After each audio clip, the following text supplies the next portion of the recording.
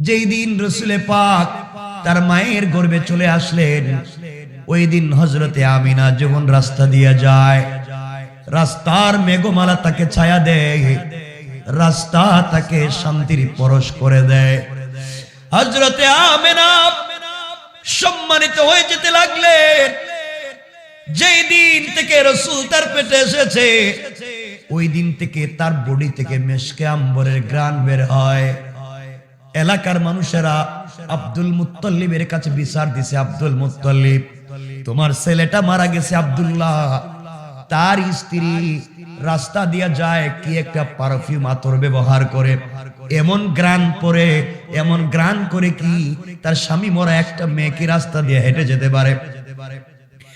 Abdul Muttalib বাসায় আসলেন, নিজের স্ত্রীর কাছে বলছেন, স্ত্রী,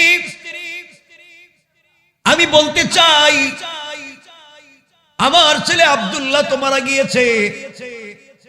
আব্দুল্লাহর স্ত্রী নাকি রাস্তা দিয়ে কঠিন পারফিউম ব্যবহার করে যায়, মানুষ তার ঘ্রাণ পায়, বলো না এটা কোথায় পেল, কে তারে দিল?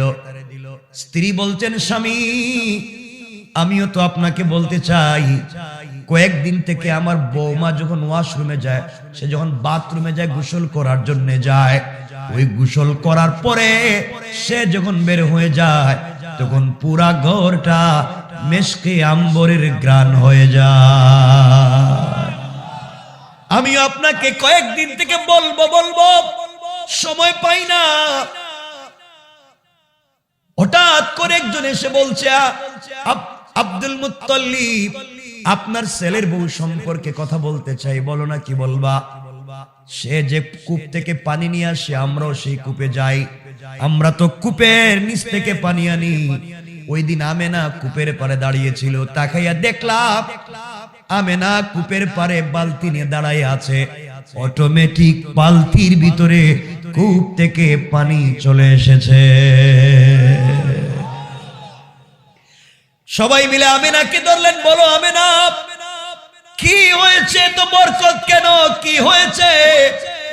আমেনা ডাক দিয়া বলছেন, বাবা, আমি কোনো আতর ব্যবহার করি না, আমার কাছে কোনো পারফিউম নাই, আপনি তো দেন নাই। যেই দিন থেকে আপনার নাতি আমার পেটে এসেছে, ওই দিন থেকে আমি যখন রাস্তা দিয়ে যাই, রাস্তার মেঘমালা আমাকে ছায়া দেয়, ওই দিন থেকে আমার বডি থেকে মেশকে আম্বরের ঘ্রাণ বের হয়ে যায়। ওই দিন থেকে আমি পানি আনতে গেলে কে জানি শুনি পানির কাছে বৈশা বৈশা চিৎকার করে বলে, একদিন পানি আনতে গেছি, শুনি কূপের ভিতর থেকে আওয়াজ আসছে, আমেনা, পানি আনার নেওয়ার জন্য তুমি এত দূর আসবার দরকার নাই, পানির যদি দরকার হতো ঘরে বললেই তো পানি করে পৌঁছে যেত। আব্বা, আমি জানি না এগুলা আমার জন্য হচ্ছে না, আপনার নাতি আমার পেটে আসার পরে কে যেন রাত্রবেলা আমাকে সালাম দেয়, কারা যেন আমার কানে কানে এসে সুসংবাদ দিয়ে যায়, পৃথিবীর শ্রেষ্ঠ মহামানব আমার পেটে রয়েছে। কোন সুবহানাল্লাহ, জোরে আওয়াজ করে বলেন আল্লাহু আকবার। আমার বন্ধুগণ, লম্বা আলোচনার দিকে যাব না, সংক্ষেপ করে করে মূল আলোচনা সংক্ষেপ করতে চাই। আল্লাহ রাসূল দুনিয়ার জমিনে আগমন করলেন, আগমন করবার পরে কয়েকদিন গিয়েছে, হযরতে আমেনা রাসূলে পাককে কোলে নিয়ে কাঁদতেছেন, আরে আজ যদি আমার স্বামী বেঁচে থাকতেন, আমার ছেলের জন্য কত খেলনা নিয়ে আসতো, কিন্তু আমার ছেলের জন্য কেউ খেলনা নিয়ে আসে না যে তার বাপ নাই। এমন সময় আমেনা শুনে আসমান থেকে আওয়াজ আসছে, আমেনা, আমার বন্ধুকে কুলে নিয়ে কাঁদতে হবে না, তার বাপ যদি আব্দুল্লাহ দুনিয়ার জমিনে বেঁচে থাকতো, বড় জোর সে মাটির খেলনা, কাঠের খেলনা নিয়ে আসতো, এর চাইতে না।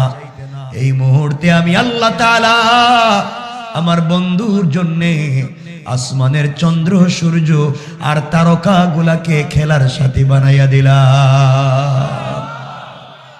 আমিনা ডাক দিয়া বলতেছেন আব্দুল মুত্তালিবের কাছে, বাবা আসো না, মাঠে আসো, উঠানে আসো, দেখো আমার মুহাম্মদ মাথা যখন নাড়ায়, আসমানের তারকাগুলো নড়ে। আমার রাসূল যখন পা নাড়ায় আসমানের চন্দ্র সূর্যটাও নড়ে। আল্লাহ বলছেন, বন্ধুরে, ছোটবেলা তোমার খেলবার কোনো সাথী ছিল না, বাপ দেওয়ার মতো ছিলেন না, এই জন্য আমি আল্লাহ তাআলা তোমাকে ভালোবেসে চন্দ্র সূর্য আর তারকাগুলোকে তোমার খেলার সাথী বানিয়ে দিয়েছি। কয়েকদিন পরে আমেনা কান্দে আর বলতেছে, আল্লাহ, আমার স্বামী যদি বেঁচে থাকতেন আমার সন্তানটাকে নিয়ে উক্কাজের মেলায় যেতেন, মাজান্নায় যেতেন, অনেক দূর দূরান্ত ঘুরতে যেত, কিন্তু আমার সন্তানরে নিয়ে কেউ যায় না।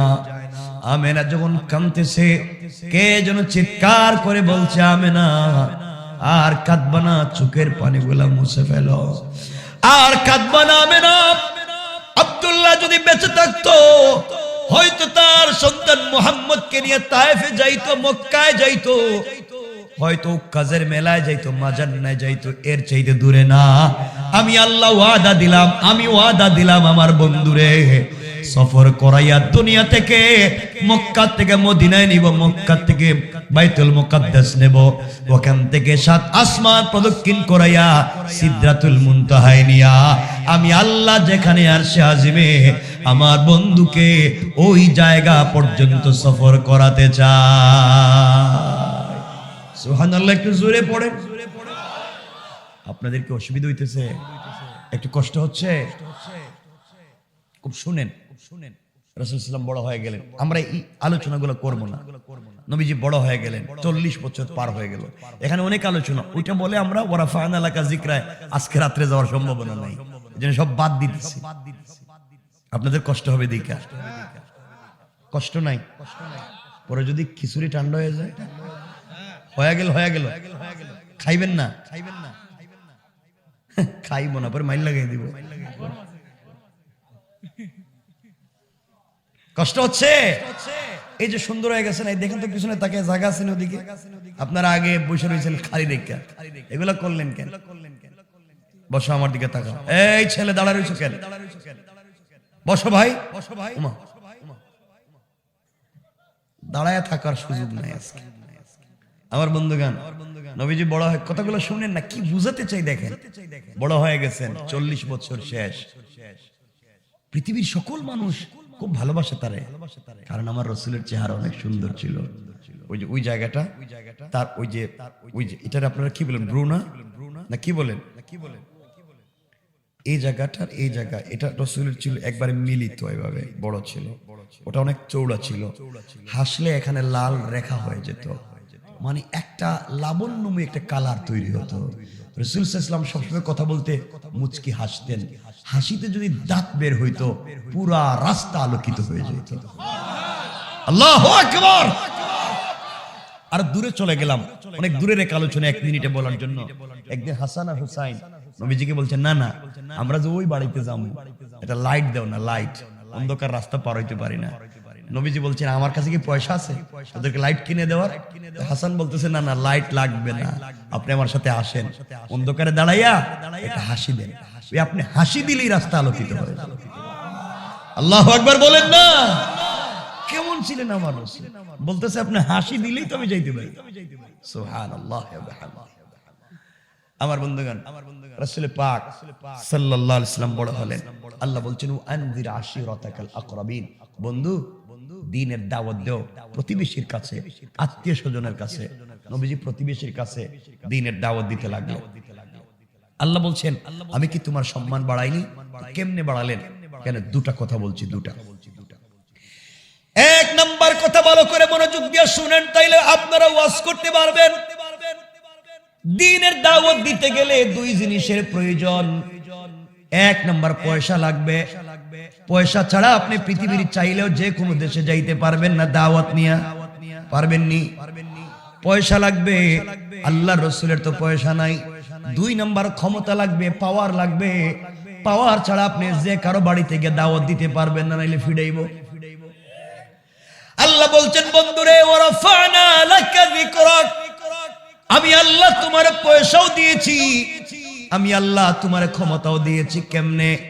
আল্লাহ বলছেন বন্ধুরে শোনো, এই পৃথিবীর এই মক্কার সব থেকে শিল্পপতি পয়সাওয়ালা ধনী ব্যবসায়ী নারী খাদিজাকে তোমার প্রেমে ফেলে দিয়েছি। ও তোমাকে দিল থেকে ভালোবেসে ফেলেছে, ও তোমাকে বিয়ে করে ফেলেছে। বিয়ে করে তার সমুদয় সম্পদ যা আছে সবগুলা সে ইসলামের রাস্তায় ব্যয় করে দেওয়ার ওয়াদা দিয়েছে। পয়সাও পেয়ে গেছে। ও মুহাম্মদ ইবনে আব্দুল্লাহ, তোমার ক্ষমতা লাগবে। তোমার চাচা আবু তালেবের নাম শুনলে মক্কার মানুষেরা ভয় পায়। আবু তালেব কিন্তু কালিমা পড়ে মুসলমান হয়নি। তোমার ব্যাপারে তার দিলে একটা দুর্বলতা তৈরি করে দিয়েছি।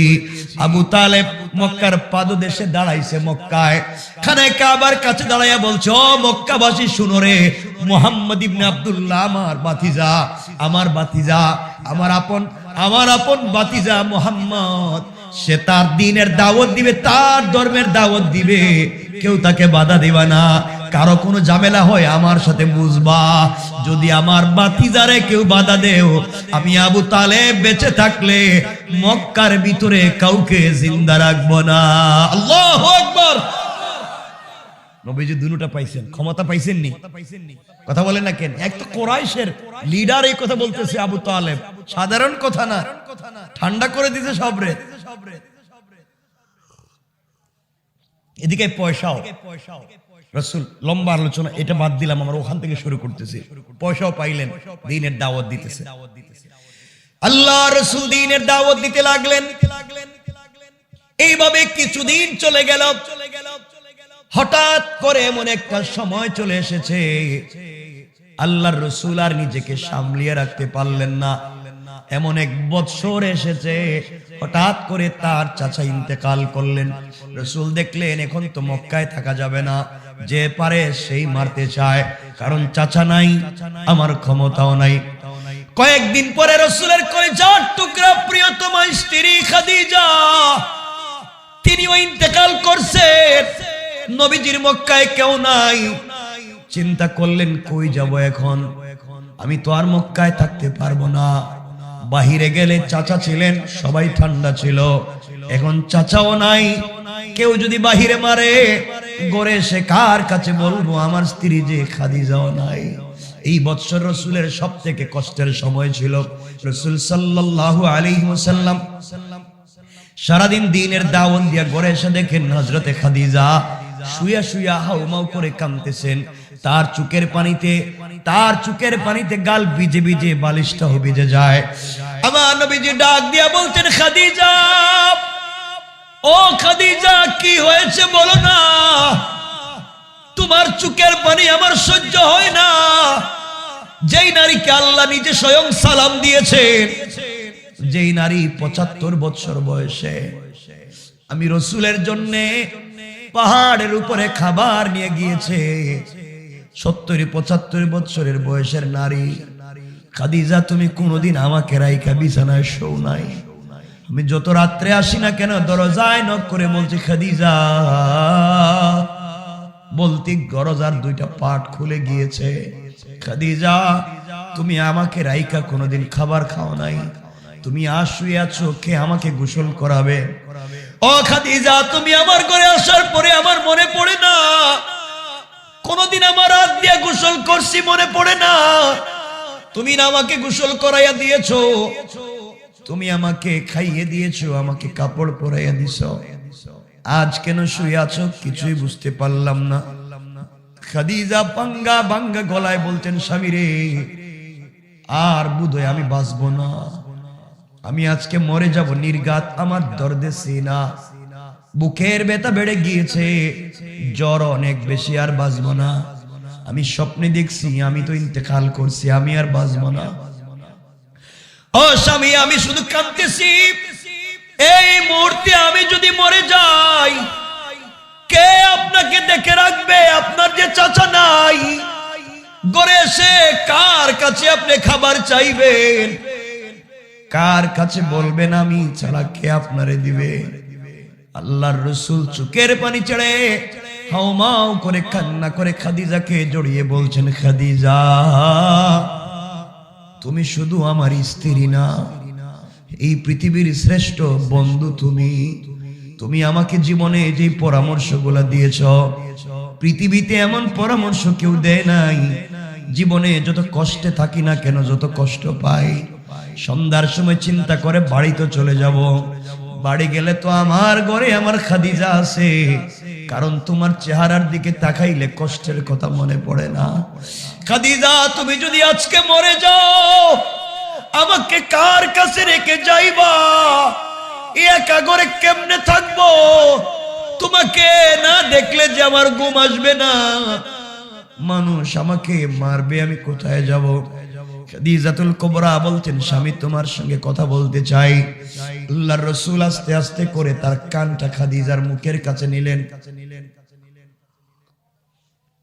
খাদিজাতুল কুবরা ডাক দিয়ে বলছেন, স্বামী রে, আমি আপনাকে কয়েকটা ওসিয়ত করতে চাই।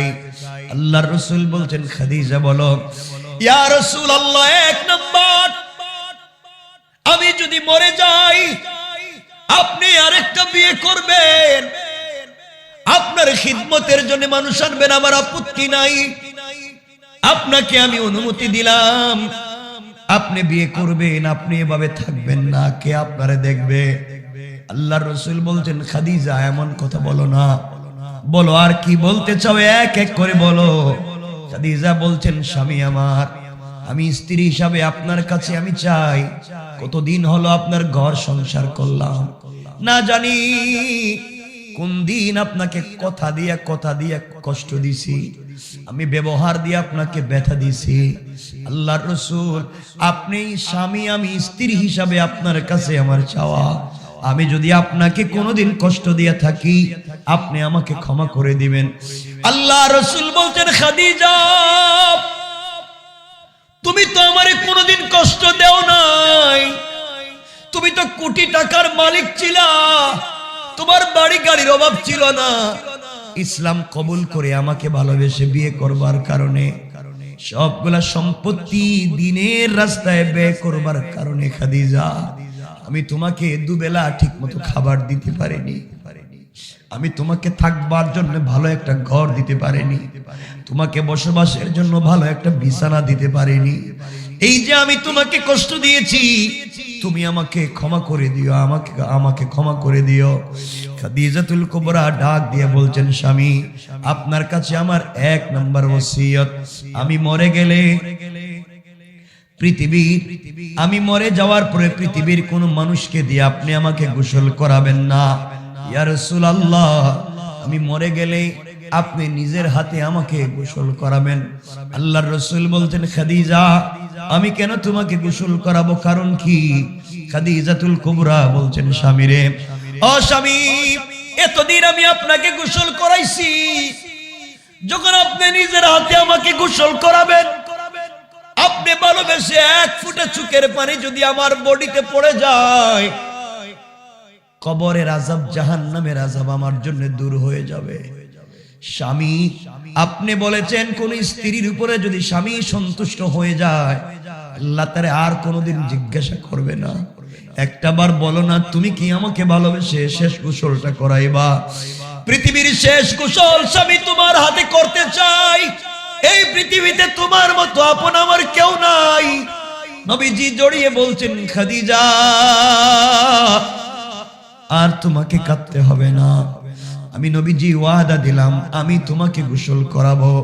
খাদিজাতুল কুবরা বলছেন, স্বামী আমার দুই নম্বর চাওয়া, আমি মরে যাওয়ার পরে পৃথিবীর কোন দামি কাপড় দিয়ে আপনি আমার কাফনের ব্যবস্থা করবেন না। আমি আল্লাহর রাসূল বলছেন, কেন নয়, আমি কাবার গিলাফ দিয়ে তোমার কাফন দিতে চাই। খাদিজাতুল কুবরা বলছেন, স্বামী, আপনার কাছে আমার চাওয়া, জীবনে কোনোদিন কোন জিনিসের আবদার করি নাই, আপনি ঠিকমতো খাবার দিতে পারলেন কিনা কোনো অভিযোগ করি নাই। আজ আমি স্ত্রী হিসাবে আপনার কাছে আবদার করলাম, ইয়া রাসূলুল্লাহ, আপনার পরনের একটা জুব্বা, আপনার পরনের একটা পাঞ্জাবি, আপনার পরনের একটা কাপড়, এই পুরাতন ছেঁড়া একটা কাপড় আপনি খাদিজার কাফন হিসাবে দিয়েন।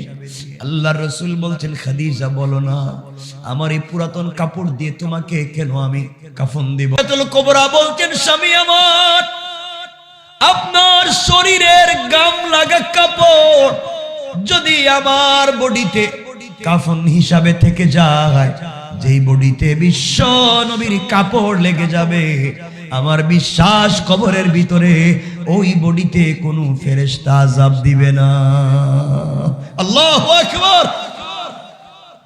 স্বামীর প্রতি কি ভালোবাসা, কি মোহাব্বত, কি আন্তরিকতা, কি বিশ্বাস। আল্লাহর রাসূল বলছেন, খাদিজা তোমার এই কথাও আমি মেনে নিলাম। খাদিজাতুল কুবরা বলছেন, 3 নম্বর ওসিয়ত, ইয়া রাসূলুল্লাহ, আমি মরে গেলে পৃথিবীর কোন দামি পারফিউম আর আতর আমার বডিতে আপনি লাগাইয়া দিয়েন না। নবীজি বললেন, কেন নয়? আমার কাছে পৃথিবীর দামি দামি আতর আছে, ওগুলা আমি তোমার বডিতে লাগাইয়া দিব। খাদিজাতুল কুবরা বলছেন, ইয়া রাসূলুল্লাহ, না, আমার কাছে এর চাইতেও দামি একটা আতর আছে। আল্লাহর রাসূল বলতেন, খাদিজা কোথায় পাইছো? খাদিজা দেখায় দিলেন, ইয়া রাসূলুল্লাহ, এই যে ঘরের ওই কর্নারে একটা শিশি আছে, বোতল আছে, ছোট্ট একটা শিশি আছে, বোতল আছে, এটা নিয়ে আসে। আল্লাহর রাসূল নিয়ে আসলেন। ইয়া রাসূলুল্লাহ, এর ভিতরে পৃথিবীর সবথেকে দামি আতর আছে। আল্লাহর রাসূল বলছেন, কোথায় পাইছো? খাদিজাতুল কুবরা তার স্বামীর কপালে চুম্বন করে বলছেন, স্বামী রে, এটা দুনিয়ার সাধারণ কোনো আতর না। আপনি যখন আপনার শরীর যখন ঘেমে যাইতো, আপনার শরীর থেকে যখন গামের ফুটাগুলা পড়তো, আমি খাদিজা ওগুলাকে সুন্দর করে বোতলে জমা করে রেখে দিয়েছি। এটা দুনিয়ার কোন দোকানের আতর না, এটা আপনার বডির গাম আমি জমা করছি। আমি মরে গেলে আমার বডিতে আপনার শরীরের গাম মুবারকটাকে আমার বডিতে আতর হিসাবে আপনি লাগাইয়া দিবেন। কোন সুবহানাল্লাহ, আল্লাহু আকবার। জোরে পড়েন, এই আওয়াজে না আরো জোরে পড়েন। চিন্তা করেন কি ভালোবাসা, কি মোহাব্বত আর কি সম্মান। আমার মুসলমান বন্ধুগণ, কথাগুলো দিল দিয়া শোনেন। জওয়ানেরা শোনো, কথা বলবা না। আল্লাহর রাসূল বলছেন, খাদিজা তোমার কথাকে মেনে নিলাম, বলো আর কি চাও? এবার খাদিজা বলছেন, ইয়া রাসূলুল্লাহ, আমি মরে গেলে পৃথিবীর কোন দামি সাহাবীকে দিয়ে আমার জানাজার ইমামতি দিয়েন না, আমার আত্মীয় স্বজন কাউরেও জানাজার ইমামতি দিয়েন না। আপনি স্বামী, আপনি আপনার স্ত্রীর ইমামতি করবেন। নবীজি বলছেন, আমি করলে তোমার লাভ কি? খাদিজা বলছেন, স্বামী রে, তোমার সঙ্গে কাটানো আমার কত মহব্বতের স্ত্রী, মহব্বতের অনেক স্মৃতি তোমার আর আমার আছে স্ত্রী হিসাবে। আপনি যখন আমার লাশের সামনে দাঁড়াইয়া জানাজা পড়াবেন আর কল্পনা করবেন, আহারে এই খাদিজারে নিয়ে বিছানায় শুইছি, আজ খাদিজার লাশ আমার সামনে, কিছুক্ষণ পরে মাটির নিচে রাইখা দিব। ইয়া রাসূলুল্লাহ, এই কথা মনে করে যদি চোখ থেকে এক ফোঁটা পানি পড়ে যায়, এর চাইতে বড় ভালোবাসা স্ত্রী হিসাবে আমি আর কিছু চাই না। আল্লাহর নবী বলছেন, খাদিজা তাও মেনে নিলাম, তোমার জানাজার ইমামতি আমি করব। খাদিজাতুল কুবরা বলছেন, স্বামী আরেকটা ওসিয়ত। কি ওসিয়ত বলো? ইয়া রাসূলুল্লাহ, কতদিন আপনাকে আমি জড়িয়ে ঘুমাইছি, আপনিও আমাকে জড়িয়ে ঘুমাইছেন। জীবনের শেষবার আমি আপনার কোলে উঠতে চাই, আপনি আমাকে নিজের কোলে করে কবরে শোয়া দিবেন। পৃথিবীর কোন মানুষকে আপনি ওখানে রাখবেন না। আল্লাহ রাসূল বলছেন, খাদিজা কেন বলো না? ইয়া রাসূলুল্লাহ, আমি দুনিয়া থেকে বিদায় নিয়ে কবরে চলে যাব, আমি আমার স্বামীর কোলে উঠে যেতে চাই। আল্লাহ যদি জিজ্ঞেস করে, খাদিজা কেন করলা? আমি বলবো, আল্লাহ আসার দিনও তো স্বামীরে ভালোবেসে আসছি, স্বামীও আমার ভালোবেসে কোলে করে উঠাইয়া তোমার কাছে দিছে। বলো না, আমার স্বামী নাকি তোমার বন্ধু, বন্ধুর স্ত্রীর তুমি কেমনে পিঠাইবা? বন্ধুর স্ত্রীর কেমনে জাহান্নামের আগুন দিয়ে জ্বালাইবা? বন্ধুর স্ত্রীর কবরের ভিতরে কেমনে আযাব দিবা? ওই কথাগুলো আমি রবকে বলতে পারবো। ও স্বামী, তুমি কি আমাকে কুলে করে কবরে রাখতে পারবা? আল্লাহর রাসূল বলছেন, খাদিজা কথা দিলাম, কথা দিলাম, আমি আমার হাত দিয়ে তোমাকে কবরে রাখবো। এবার খাদিজাতুল কুবরা বলতেন, স্বামী, আমার শেষ ওসিয়ত আপনাকে করতে চাই, এরপরে আর কোনো ওসিয়ত নাই। নবীজি বলতেন, খাদিজা বলো কি ওসিয়ত করবা, বলো শুনতে চাই। খাদিজাতুল কুবরা বলছেন, ইয়া রাসূলুল্লাহ, আপনি আপনার মেয়ে, আমার মেয়ে ফাতেমাকে বলছেন, ইয়া ফাতেমা আনকিজি নাফসাকি মিনান নার, ও ফাতেমা, তুমি তোমাকে জাহান্নামের আগুন থেকে বাঁচাইও মা। আমি বাবার পরিচয় দিলে কবরে তোমারে কেউ চিনবে না। ও ফাতেমা, তুমি তোমাকে জাহান্নামের আগুন থেকে বাঁচাইবা, বাবার পরিচয় দিলে তো কবরে কেউ চিনবে না, তোমার কবরের প্রশ্নের জবাব তোমাকেই দিবা। ইয়া রাসূলুল্লাহ, আমি জানতে চাই, আপনি যদি আপনার মেয়ে খাদিজাকে ওই কথা বলে থাকেন, আপনি বলেন না আমি কবরে গেলে আমার কি হবে, আমার যে আর কেউ নাই। আমি আপনার কাছে জানতে চাই, আমি যখন কবরে যাব, বলেন না আপনি কি আমার ভালোবাসেন নাকি? আল্লাহর রাসূল বলছেন, খাদিজা, এই পৃথিবীতে তোমার মতো ভালোবাসার কাউকে বাসি না। খাদিজাতুল কুবরা বলতেন, তাহলে স্বামী শুনেন, আপনি আমার প্রশ্নের কবরের জবাব দিবেন, কবরের প্রশ্নের জবাবগুলো আপনি দিবেন। আল্লাহর রাসূল বলছেন, খাদিজা, কথা দিলাম, ওয়াদা দিলাম, তোমার কবরের প্রশ্নের জবাব না দিয়া আমি তোমার স্বামী তোমাকে কবরে একা রেখে বাড়িতে যাব না। এই আওয়াজে না জোরে বলেন, আরো জোরে বলেন। চিন্তা করেন স্বামী স্ত্রীর কেমন সম্পর্ক ছিল। এই জন্যই তো আল্লাহ তাদের ঘর থেকে হযরতে ফাতেমার জন্ম দিয়েছেন। ফাতেমার মতো নারী তাদের ঘর থেকে জন্ম নিছেন। লম্বা কথা শেষ করে দেবার জন্য বলতেছি, সামনের দিকে যেতে চাই। এক পর্যায়ে খাদিজা ইন্তেকাল করলেন। নবীজি নিজের হাতে গোসল করালেন, নিজের পাঞ্জাবি খুলে কাফন দিলেন, নিজের ঘাম দিয়ে আতর ব্যবহার করলেন, নিজে দাঁড়াইয়া জানাজার ইমামতি করলেন, নিজে কুলে করে খাদিজাকে কবরে শোয়াইলেন। কবরে শোয়াইয়া উপরে মাটি দিয়া নবীজি ইয়েতিমের মতো হাউমাউ করে বাচ্চাদের মতো কবরের উপরে বসে বসে কান্দে।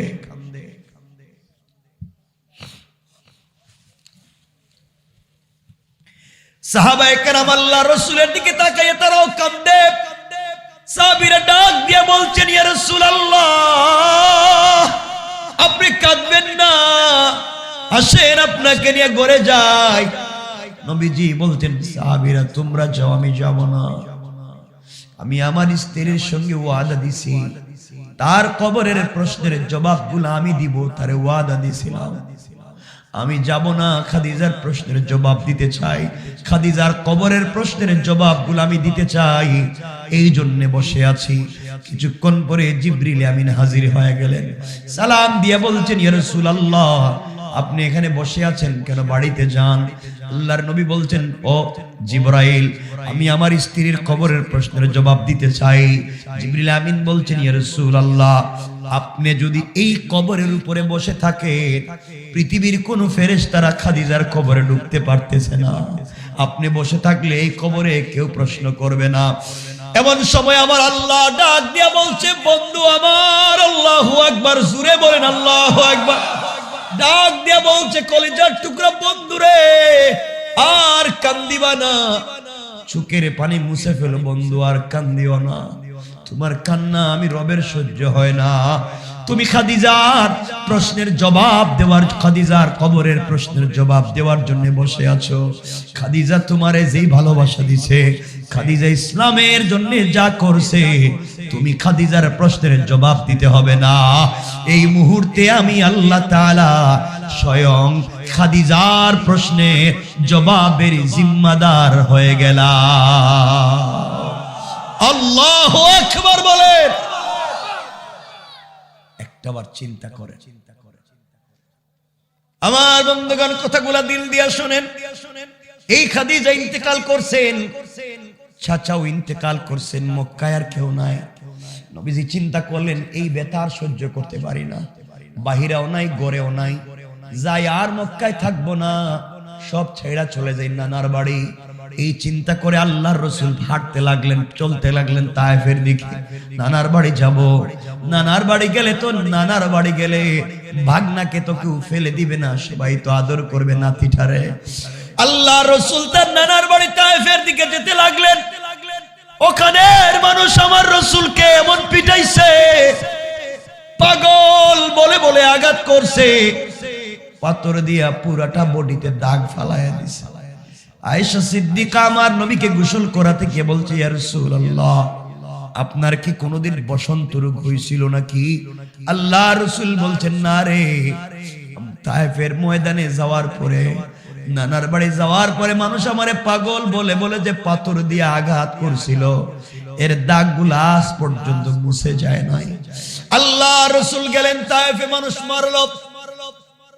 আমার বন্ধুগণ, এবার রাসূল ডুকরে ডুকরে গভীর রাতে কান্দে আর বলে, আল্লাহ তুমি আমারে বলছিলা ওয়ারাফা'না লাকা যিকরাক, আমার সম্মান বাড়াইছো, খাদিজারে বিয়া দিয়ে সম্মান বাড়াইছো, চাচারে দিয়ে সম্মান বাড়াইছো, কি সম্মান দিছো? চাচাও নাই, খাদিজাও নাই, তায়েফে গেছিলাম, মানুষ আমারে মারে, তাহলে সম্মানটা কি তো আমি কিছু বুঝলাম না। এভাবে যদি মাইর খাইতে থাকি, মারতে মারতে তো আমার মেরেই ফেলবে, আমি তো সম্মান তো বুঝতে পারলাম না। আমার নবী তখন উম্মে হানির ঘরে আরাম ফরমাচ্ছেন, শরীরে রক্তের দাগ লেগে আছে। হঠাৎ করে গভীর রজনীতে জিবরিল আমিন হাজির। কারণ মনে রাখবেন, মানুষ যখন একা হয়, মানুষের কষ্টের স্মৃতিগুলা মনে পড়ে। কথা বলেন না কেন? রাত্রবেলা নবীজির স্মৃতিগুলা মনে পড়তেছে। আহারে, আমার খাদিজা থাকলে তায়েফের মানুষ মারতে পারতো না, আমার চাচা থাকলে মানুষ আমার এইভাবে পাগলের মতো মারতে পারত, আমার কেউ নাই, এই জন্য মানুষ আমারে মারছে। কিন্তু আল্লাহ আমারে বলছেন কত সম্মান দিলেন। আল্লাহ আমাকে বলছে কত সম্মান দিয়েছে, আমি তো এখন মাইর খাচ্ছি। জিবরিল আমিন হাজির হয়ে বলছেন, ইয়া রাসূলুল্লাহ, আপনি আর কাঁদবেন না, আপনি উঠেন। এই বলে রাসূলে পাককে নিয়ে গেলেন হাতিমে কাবায়, শোয়া দিলেন, মুখটা কাটলেন। আল্লাহ বলছেন, আলাম নাশরাহ লাকা সাদরাক, হে রাসূল, আমি কি আপনার সিনাকে বিদীর্ণ করিনি, আপনার সিনাকে চাক করিনি, আপনার সিনাটাকে কাটিনি? এটা লম্বা আলোচনা কাটলেন। কি যেন বের করলেন, আর জমজমের পানি দিয়ে ধৌত করে, আবার কি যেন এনে স্বর্ণের তস্তরিতে করে ইলিমার হিকমত এনে দিলের ভিতরে ঢুকায়া দিলেন। জিবরিল আমিন বলছেন, ইয়া রাসূলুল্লাহ, কেমন লাগে? আল্লাহর রাসূল এবার মুস্কি হাসতে লাগলেন। জিবরাইল বলছেন, ইয়া রাসূলুল্লাহ, এতক্ষণ আপনি কাঁদতেছিলেন, এখন আপনি হাসেন কেন? আল্লাহর রাসূল বলছেন, জিবরাইল, তুমি কি করছো আমার বুকে? কি করলা আমার বুকে? কি ঢুকাইলা আমার বুকে?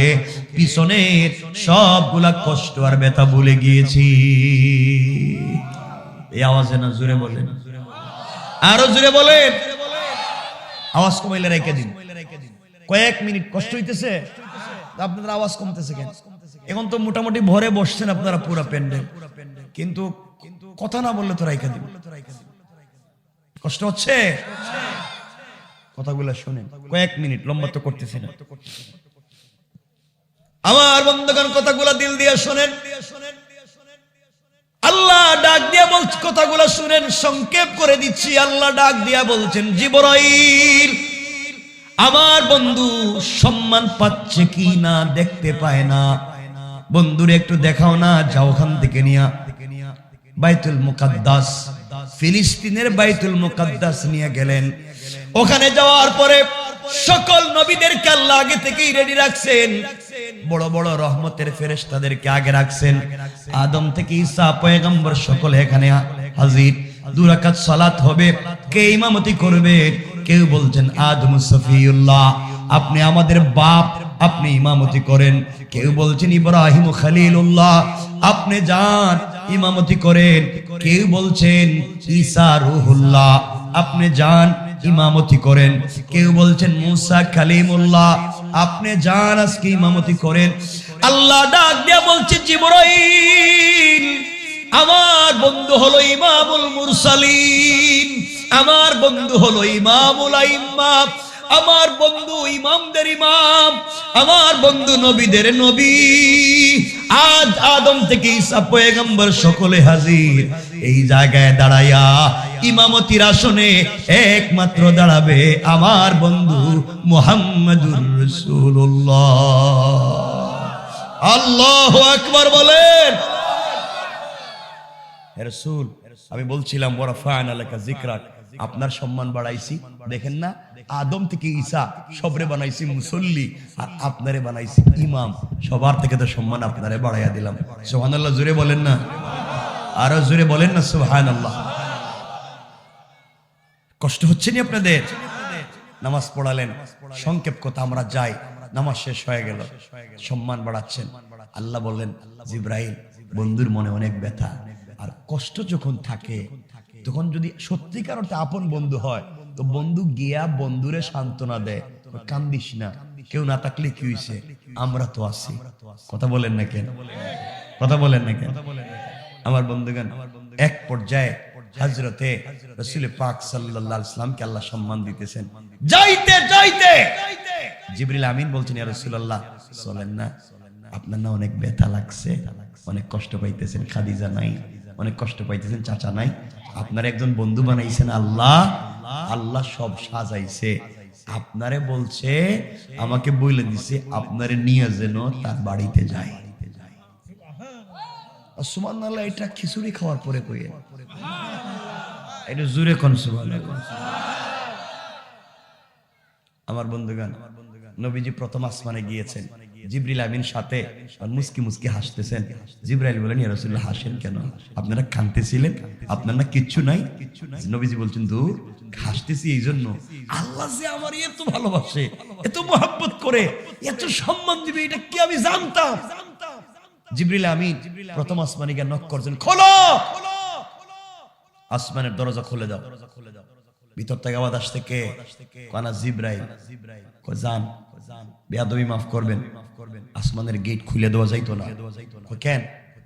আল্লাহ আসমানের প্রথম গেট থেকে সিদরাতুল মুনতাহা পর্যন্ত পুরা এলাকারে কাঁচা ফুল দিয়ে সাজাইছে, ডিজাইন করছে, অনেক সুন্দর করছে, সব করছে তার বন্ধু হাবিব ওই রাস্তা দিয়ে আসবেন এই জন্য ডিজাইন করছে। তিনি ছাড়া রাস্তা দেওয়া যাবে না, দরজাও খুলে দেওয়া যাবে না। জিবরাইল বলতেছেন, তোমরা যার জন্য এত কিছু করছো, সেই রাসূল, সেই মুহাম্মদ তো আমার সাথে। আরো জোরে বলবেন না? খুলে দিছেন। হ্যাঁ, কিটা কয়, কি কও, চারজনে কয়, তোমাদের যাও, আমরা তোমাদেরকে 2 প্লেট খিচুড়ি দিব, আর এদেরকে দিতামই না। সবাই বললে তো হয়। আমার বন্ধুগণ, নবীজি প্রথম আসমানে গেছেন, শুনেন না কথাগুলো, প্রথম আসমানে গিয়ে এদিক সেদিক তাকাচ্ছেন। জিবরিল আমিন বলছেন, ইয়া রাসূলুল্লাহ, আপনি এদিক সেদিক তাকাচ্ছেন কেন? কও জিবরাইল, আমি জানতাম না আল্লাহ যে আমার এত ভালোবাসে। প্রথম আসমানের যে গেট করছে, ডিজাইন করছে, যত জায়গায় যত ডিজাইন দেখি, সব দেখি আমার নাম দিয়া। সুবহানাল্লাহ বলেন না? আল্লাহ ডাক দিয়া বলছেন, বন্ধুরে, যত ডিজাইন করেছি, যেখানে আমার নাম ওখানে তোমার নাম। আমি নামাজের তাশাহুদে যেখানে আমার নাম দিছি, সেখানে তোমার নামে দুরূদ দিছি। আজানে যেখানে আমার নাম দিছি, ওখানে মুহাম্মদুর রাসূলুল্লাহ দিছি। ও বন্ধু, পৃথিবীর যেখানে আমার নাম থাকবে, ওখানে তোমার নামও থাকবে। আসমানে নয়, আরো আসো, সামনের দিকে আসো, যত জায়গায় যত ডিজাইন দেখবা, সব ডিজাইন করছি বন্ধুর নাম দিয়া। আল্লাহু আকবার। যারে যার ভাল লাগে দেখবেন বডির মধ্যে খুদাই করে ট্যাটু আঁকে, ঠিক আছে না?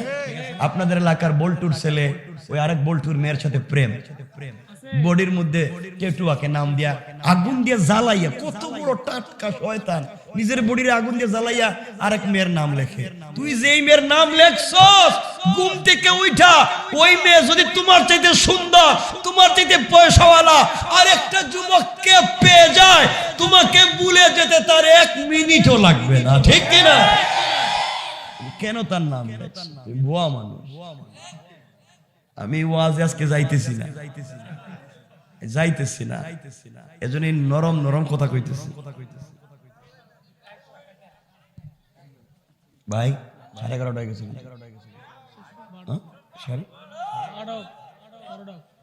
ভাই এই যে হ্যালো সাদা গেঞ্জি উঠলা কেন? এটা বলে যাইতেইব তো, প্রস্রাবে ধরছে কইতেইব, না কইলে তো মনে করবো তুমি বিড়ি খাইতেছো। বললাম একটু সচেতন করতে চাই আমরাই তো, নাইলে আমি কথা বলতে পারবো না। কথাগুলো দিলে লাগাও, যে কথাগুলো বলতেছি আবেগ নিয়ে বলতেছি, দিলে লাগাও।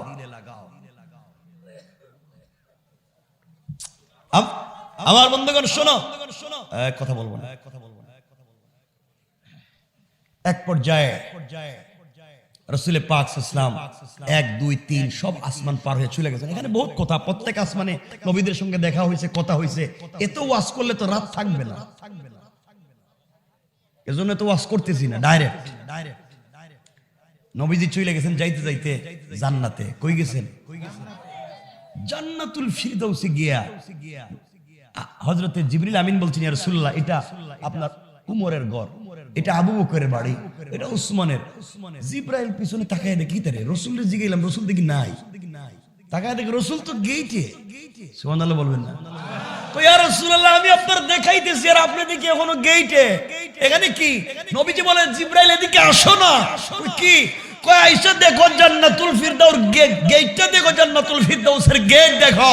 গেটটারে যে ডিজাইন করছে, যত জায়গায় আল্লাহর নাম তত জায়গায় আমার নাম, আর পুরা ডিজাইনটা আমার নাম মুহাম্মদ আর আহমদ দিয়ে কইরা দিয়েছে। নবীজি বলছেন, আল্লাহ বলছেন, ওয়ারাফা'না লাকা যিকরাক, বন্ধু আমি না তোমার সম্মান বাড়াইছি, শুধু দুনিয়ায় না আসমানেও। নবীজি গেলেন, যাওয়ার পরে জান্নাতে শুনেন কে হাঁটতেছে, হাঁটে। জিবরাইল, আমার আগে কেউ জান্নাতে আইছিল? ইয়া রাসূলুল্লাহ, না আপনি তো। হাঁটে কে? কার পায়ের আওয়াজ শোনা যায়? জিবরাইল বলছেন, ইয়া রাসূলুল্লাহ, আপনি দেখেন না, এটা কে হইতে পারে? আমি তো জানি না।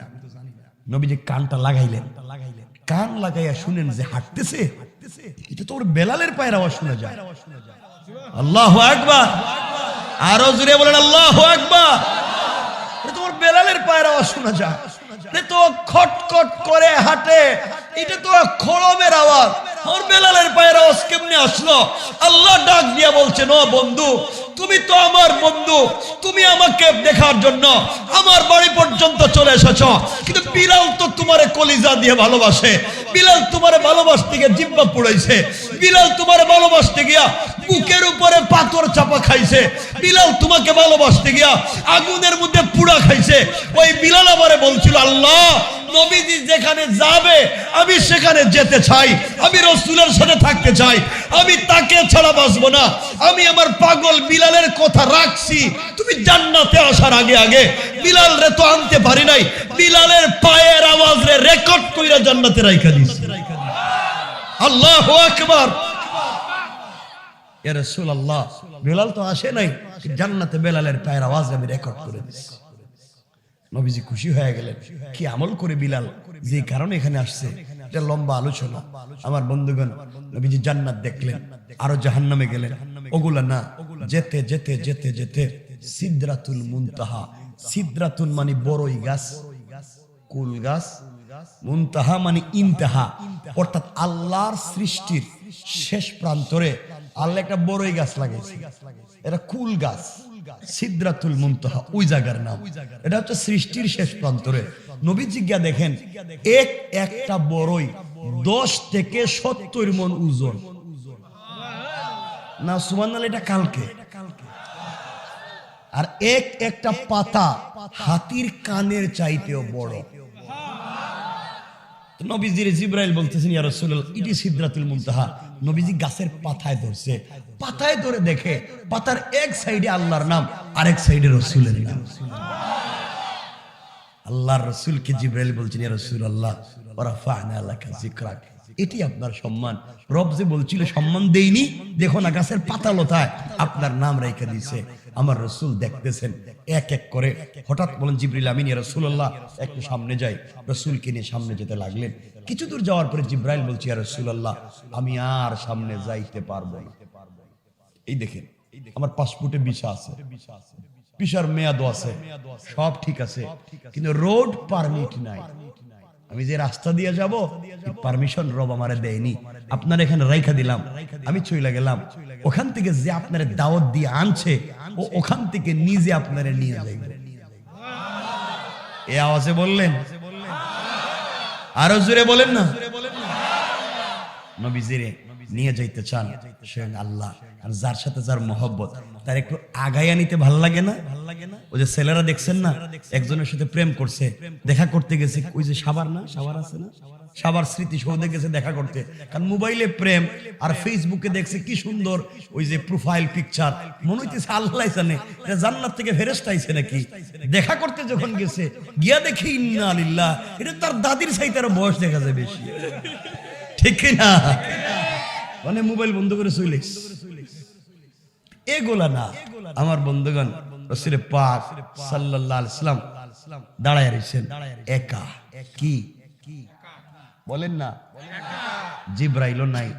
হঠাৎ মনে পড়ছে আমি তো আরশে আজিমে যাব আল্লাহর সঙ্গে দেখা করতে, কিন্তু আমার যে ছেঁড়া কাপড়, আমার যে পুরানা কাপড়, আর এটা কি বন্ধুর বাড়িতে নিয়ে যাওয়া যায়? এ নতুন জামাও নাই, কি যে আমার লাইফ। হঠাৎ নিজের পায়ের দিকে চোখ গেছে, পায়ের দিকে তাকায় দেখো ওই ছেঁড়া জুতা। আল্লাহু আকবার বললেন না? চোখের পানি ছেড়ে দিয়েছেন, আল্লাহর সঙ্গে দেখা করতে যাব, আজ আমার ছেঁড়া জুতা। মনে পড়ছে নিজের স্ত্রীর কথা, হারে আজ যদি আমার খাদিজা বেঁচে থাকতো, আমার এত সম্মান দেখে তার বুকটা ভরে যেত। আজ যদি আমার মা, কলিজা টুকরা মা বেঁচে থাকতে, আমি সন্তান এত সম্মানী মা দেখে কত খুশি হয়ে যাইতে। আয় আল্লাহ, দুনিয়ার জমিনে বাবারে কোনদিন দেখি নাই আব্বা বলে, দুনিয়ার জমিনে ডাক দিতে পারি নাই। যদি আমার বাবা থাকতেন, সন্তানের এই সম্মান দেখে বাপের দিলটা ভরে যাইত। হঠাৎ মনে পড়েছে এই জুতা নিয়ে তো আল্লাহ বুদে আর সে আজিমে যেতে দিবে না। মনে পড়েছে মুসা কালিমুল্লাহর কথা। মুসা কালিমুল্লাহ একবার আল্লাহর সঙ্গে দেখা করার জন্য তুর পাহাড়ে গিয়েছে। আল্লাহ ডাক দিয়ে বলেছেন, মুসা ফাখলানা আলাইকা ইন্নাকা বিল ওয়াদিল মুকদ্দাস তুওয়া। ও মুসা, এটা তুরে সাইনা, পবিত্র উপত্যকা, এখানে জুতা স্যান্ডেল নিয়ে আসা যাবে না। জুতা খুলো, খালি পায়ে তুমি উঠো। আল্লাহর নবী চিন্তা করলেন, মুসাকে একটা পাহাড়ে আল্লাহ জুতা নিয়ে যাইতে দিলেন না, একটা পাহাড়ে, আর আমি কেমনে জুতা নিয়ে আর সে আজিমে যাই? আমার নবী জুতাটা রেখে দিয়েছেন, খুলে খালি পায়ে দাঁড়িয়ে আছেন। আওয়াজ হলো, আওয়াজ আসছে, বন্ধুরে খবরদার, ও বন্ধু জুতা খুলবা না, তোমার পায়ে তোমার ছেঁড়া জুতা পরে না, তোমার জুতা ছেঁড়া হতে পারে বন্ধুরে। তোমার জুতার নিচে যে ধুলিকণা গুলা লেগে রয়েছে, ওই ধুলিকণা দ্বারা আমি আল্লাহ আমার আরশে আজিমকে সম্মানিত করতে চাই। রাসূলুল্লাহ, আপনার শুধু সম্মান দেইনি, আপনার ছেঁড়া জুতারও সম্মান দিছি। আপনার জুতার নিচে যে বালি ধুলি কোনা আছে ওগুলারও আমি আল্লাহ সম্মান দিছি। ওয়া রাফা'না লাকা যিকরাক। আল্লাহু আকবার। আমরা পুরো আলোচনা, পুরো সূরার আলোচনা তো করতেই পারবো না, আমরা ওই এক আয়াতের আলোচনা করব। আমার বন্ধুগণ, নবীজি দাঁড়ায় আছেন, লম্বা কথা। আল্লাহ তাআলা রাসূল পাক সাল্লাল্লাহু আলাইহি ওয়াসাল্লাম যেতে পাঠালেন, স্পেশাল গাড়ি পাঠালেন। আপনারা তো জানেনই, নাম যদিও আছে হাদিসে, এক একটা এক এক জায়গায়। আমরা শুধু বলছি স্পেশাল একটা বাহন পাঠালেন, যেটা দিয়ে রাসূল খুব তাড়াতাড়ি পৌঁছে গেলেন। রাসূল পৌঁছে গিয়া দাঁড়ায় রইছেন।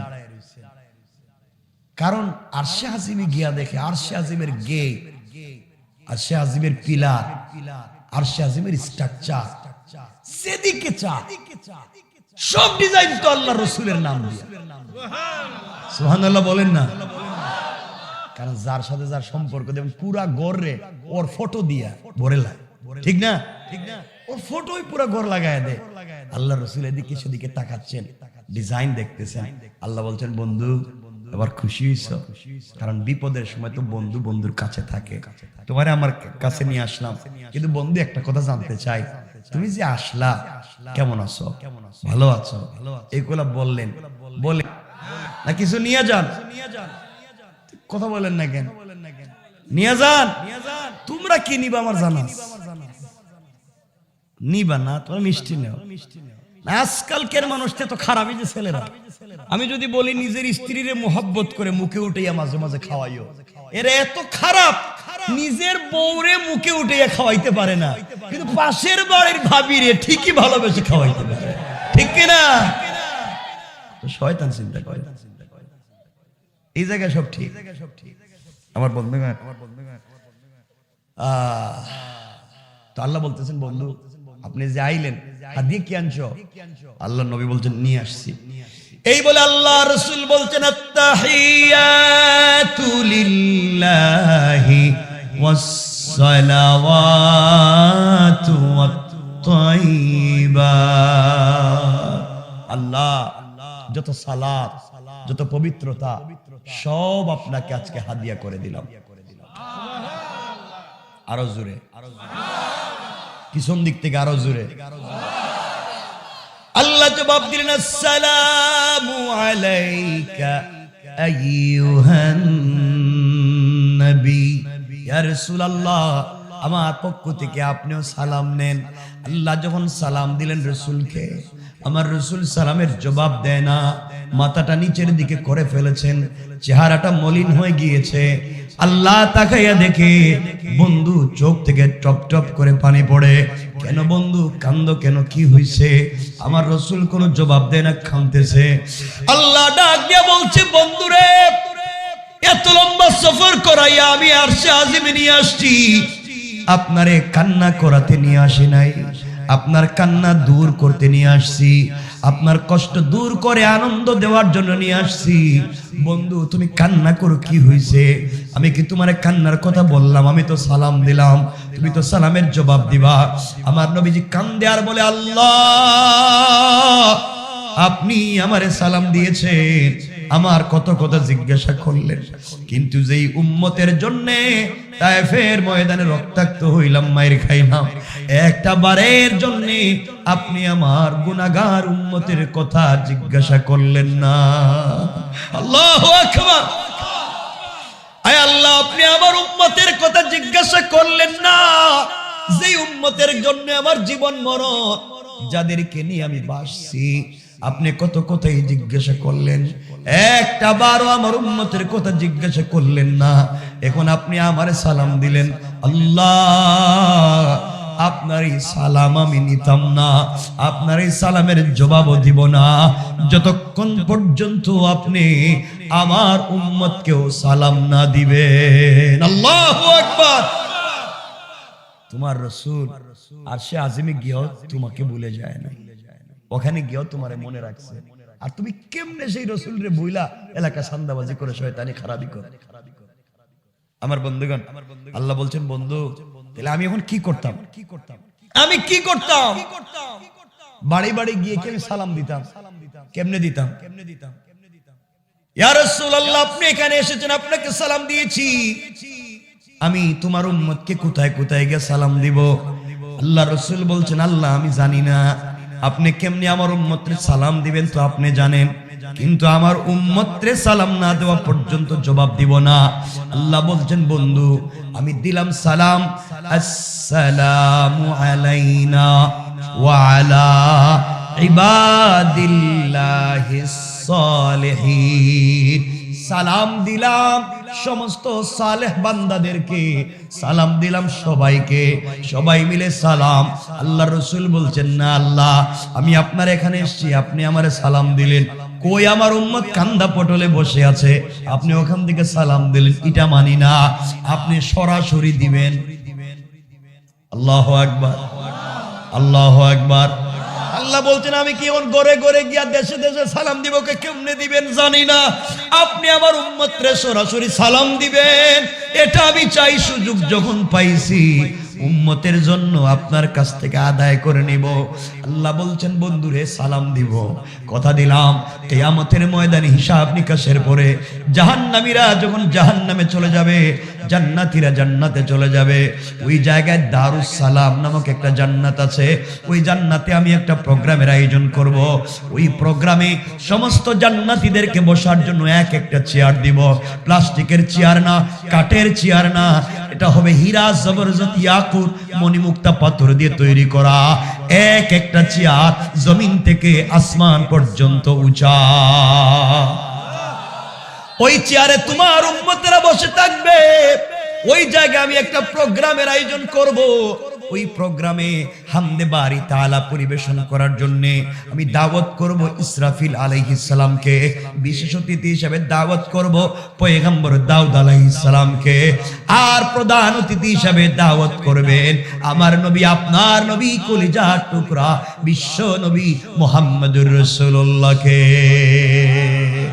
আল্লাহ ডাক দিয়া বলছে বন্ধুরে, হামদে বারি তাআলা ইসরাফিল পড়বে আর দাউদ আলাইহিস সালামকে বিশেষ অতিথির দাওয়াত দিব। তোমাকে প্রধান অতিথির দাওয়াত দিলাম, আর ওই প্রোগ্রামের সভাপতিত্ব করব স্বয়ং আমি আল্লাহ। আমার নবী বলছেন আল্লাহ এত কথা বুঝলাম, কিন্তু উম্মতরে সালামের কথা বলছি, এটা কোন? আল্লাহু আকবার বলেন। আল্লাহ সব মানছি, সব ঠিক আছে, আমার উম্মতরে সালাম দিবেন নি এটা বলেন। এবার আল্লাহ বলছেন বন্ধুরে কথা দিলাম, ওই সময় তোমার সমস্ত উম্মতেরা চেয়ারে বসা থাকবে, বসা, আর আমি আল্লাহ দাঁড়াইয়া দাঁড়াইয়া তোমার উম্মতকে, আমার বান্দাদেরকে সালাম দেওয়ার ওয়াদা দিলাম। আমার নবীজি বলছেন আল্লাহ আপনি সালাম দিবেন বিশ্বাস করি, কাগজে লিখে দেন ডকুমেন্টস। আল্লাহু আকবার বলেন না, আল্লাহু আকবার বলেন।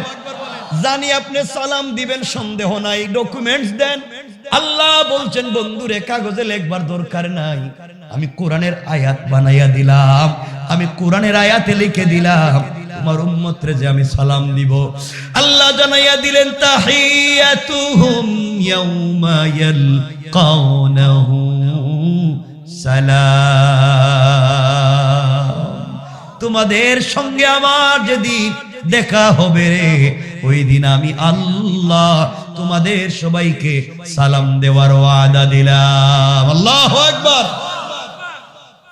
দুইজনের কথা চলতে আছে, গোপন কথা, একে অপরের সাথে কথা বলতেছেন, আল্লাহর সঙ্গে রাসূলের কথা চলতে আছে, চলতে আছে, খুব গুরুত্বপূর্ণ কথা উম্মতের ব্যাপারে, দুনিয়ার ব্যাপারে। ওই সময় ছোট ছোট কথা বলছেন, দেখবেন আল্লাহ বলছেন আলিফ লাম রা, আলিফ লাম মিম, কাফ হা ইয়া আইন সাদ তা সিন মিম।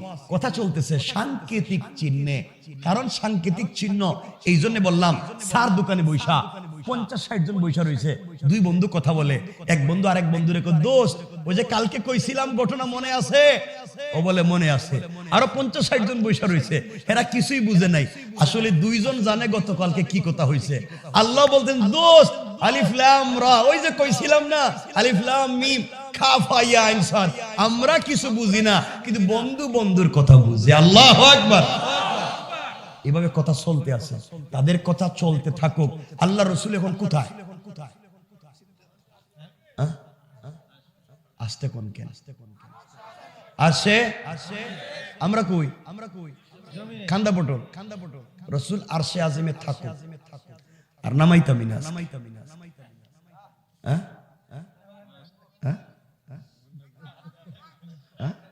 নামাইতামি না কইলাম। এতদিন পরে বন্ধুর বাড়িতে গেছে, এটা কথাবার্তা কইব, থাকবো, খাইবো, আপনারা কোন নামাইতাম না, এখানে থাকুক। আল্লাহ রসুল তার বন্ধুর সঙ্গে কথা কোক, আমরা জমিনে আছি, জমিনের কারবার শেষ করে লই, আর সামনে যাইতাম না। 1.5 ঘন্টা হয়েছে, আর কি কথা কইবেন?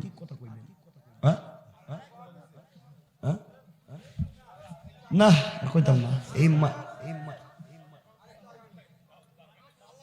শুনেন না কথা তো বলতে চাই। প্রথমে বলছিল মাইকের সাউন্ড বাড়াইছে ভাই, ঠিক আছে, তার এই মাইক্রোফোনে শ্বাস টানে, দেখে না জোরে বলতেছি, আসতে বললে আমারই কথা ঠিক হয় না, শ্বাস টানে, এজন্যে আর সামনে নিতে চাই না। এত টেনশন করেন কেন? আল্লাহর রাসূল কাছে তার বন্ধুর সাথে কথা বলতে দেন, থাকুক না, কিছু কথাবার্তা বলো, এখানে থাকেন, আপনি আসার দরকার নাই, আমরা জমিন থেকে আজকে বিদায় নিই।